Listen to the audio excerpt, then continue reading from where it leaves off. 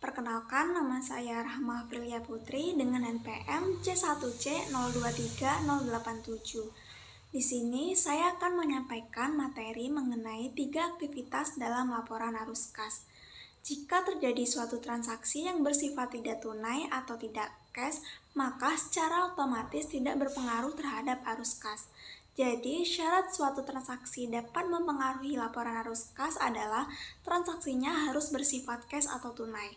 Maka dapat disimpulkan, aktivitas operasi adalah transaksi-transaksi tunai, aktivitas investasi juga transaksi-transaksi tunai, serta aktivitas pendanaan juga transaksi-transaksi tunai.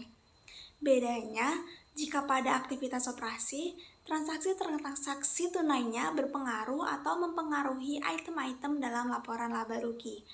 Item-item dalam laporan laba rugi adalah pendapatan ataupun penjualan jika dalam perusahaan dagang dan beban-beban. Itu adalah item-item laporan laba rugi.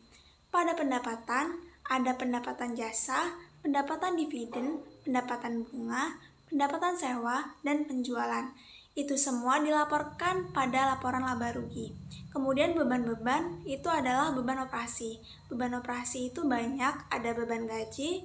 Jika di perusahaan dagang ada HPP, ada beban bunga, beban sewa, dan semua yang diinformasikan dalam laporan laba rugi, kalau terpengaruh dari adanya transaksi-transaksi tunai, maka dia akan dilaporkan pada aktivitas operasi. Bisa bentuknya cash inflow atau arus kas masuk, dan bisa juga dalam bentuk cash outflow atau arus kas keluar. Yang kedua adalah aktivitas investasi. Sama seperti yang sebelumnya, transaksi-transaksinya harus bersifat tunai. Kemudian, supaya membedakan dengan dua aktivitas yang lain, maka jika transaksi tunai itu mempengaruhi item-item pada kelompok aset tidak lancar, maka dia adalah aktivitas investasi. Jadi kuncinya kita harus tahu aset tidak lancar itu apa saja. Aset tidak lancar itu pembagiannya ada investasi jangka panjang, aset tetap misalnya seperti peralatan, bangunan, tanah, dan mesin, ada properti investasi, ada aset tak berwujud seperti hak paten, hak cipta. Jadi jika ada transaksi-transaksi yang sifatnya tunai dan mempengaruhi item dalam kelompok aset tidak lancar, maka pasti dilaporkan dalam bagian aktivitas investasi. Yang terakhir adalah aktivitas pendanaan.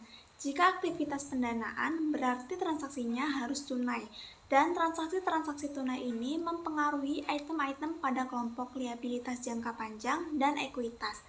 Kita harus tahu liabilitas jangka panjang itu apa saja.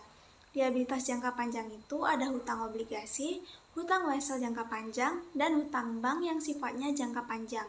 Kemudian ekuitas, kita harus tahu juga yang termasuk dalam kelompok ekuitas itu apa saja.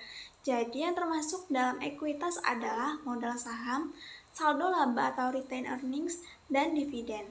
Itu semua kelompok ekuitas. Maka jika ada transaksi tunai yang berpengaruh terhadap modal saham, dividen, serta saldo laba atau retained earnings, maka itu akan dilaporkan sebagai aktivitas pendanaan. Baiklah, sampai di sini. Hanya itu yang dapat saya sampaikan. Jika terdapat kesalahan atau kekeliruan, saya mohon maaf sebesar-besarnya karena saya juga masih di tahap belajar. Dan juga tidak lupa saya ucapkan terima kasih kepada yang sudah menonton video ini. Semoga video ini dapat memberikan manfaat. Saya akhiri, wassalamualaikum warahmatullahi wabarakatuh.